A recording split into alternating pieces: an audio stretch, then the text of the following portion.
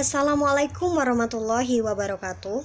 Nama saya Resti Julianti, NIM 2019 161067, kelas 4B Pendidikan Seni Pertunjukan, mata kuliah Profesi Pendidikan.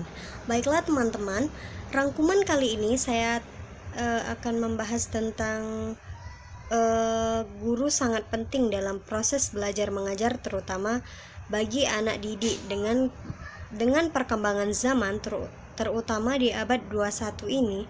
Seorang guru atau pendidik harus bisa mengikuti perkembangan zaman, terutama dalam hal teknologi. Berikut ada beberapa cara bagi seorang guru atau pendidik agar dapat mengikuti dan melaksanakan kegiatan belajar mengajar pada zaman ini. Lifelong learning. Seorang guru juga harus tak luput dari kata terus menempuh ilmu dengan perkembangan zaman sekarang. Guru harus mendapatkan ilmu pengetahuan bagaimanapun caranya, baik itu dari sumber referensi para pakar ahli dalam bidang ilmu itu, dari seorang pakar itu sendiri, dari sesama pengajar yang mempunyai ilmu lebih, maupun dari alam dan sekitarnya itu sendiri. Dan yang paling penting, seorang guru harus up to date agar dapat memberikan dan mendampingi anak didik sesuai perkembangan zaman. 2. Kreatif dan inovatif. Dengan pemikiran seorang guru atau pendidik yang kreatif dan inovatif diharapkan dapat mampu membuat generasi yang lebih baik dalam hal teori, praktek, logika, maupun akhlak seorang anak didik itu sendiri. 3. Mengoptimalkan teknologi. Dalam hal ini, seorang guru atau pendidik serta lembaga pendidik itu sendiri harus bisa mampu memberikan fasilitas teknologi dan tempat yang nyaman bagi anak didik agar bisa mengembangkan bakat, teori, logika, maupun kemampuan motoriknya, atau disebut juga dalam hal pempraktekan pembelajaran.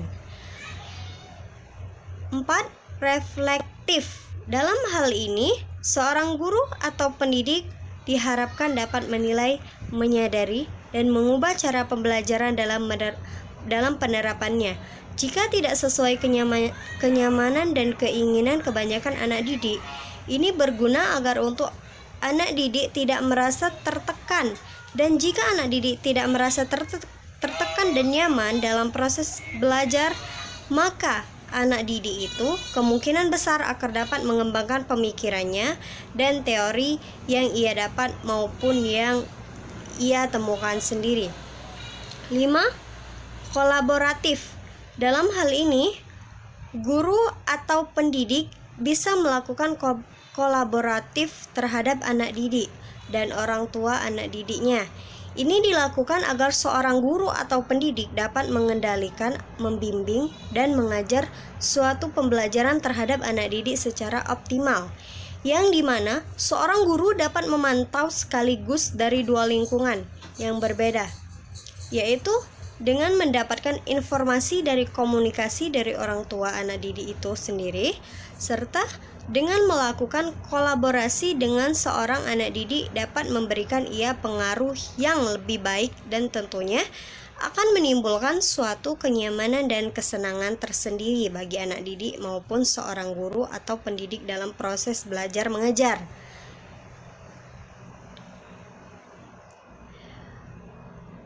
6. Menerapkan student center. Dalam hal ini seorang guru hanya bertugas sebagai fasilitator, dan ini juga bisa berguna bagi anak didik itu sendiri, karena seorang guru terkadang melakukan ini agar anak didiknya bisa berpikir dan bernalar sendiri dalam mengembangkan materi ilmu yang diberikan guru atau pendidik itu sendiri, yang dimana seorang anak didik harus menemukan cara agar dapat memanfaatkan situasi yang benar, yaitu dengan cara ilmu yang tidak hanya terpaku dalam lingkungan lembaga pendidikannya saja. Anak didik juga diharapkan menemukan suatu pengembangan dari luar lingkungan pendidikannya itu. 7. Menerapkan pendekatan diferensiasi. Pendekatan ini dilakukan agar seorang anak didik dapat mengembangkan kemampuan sesuai apa yang ia inginkan dan kuasai, dan seorang guru harus bisa menyusun dan mengelompokkan anak didiknya sesuai kemampuannya. Baiklah, terima kasih, semoga bermanfaat. Assalamualaikum warahmatullahi wabarakatuh.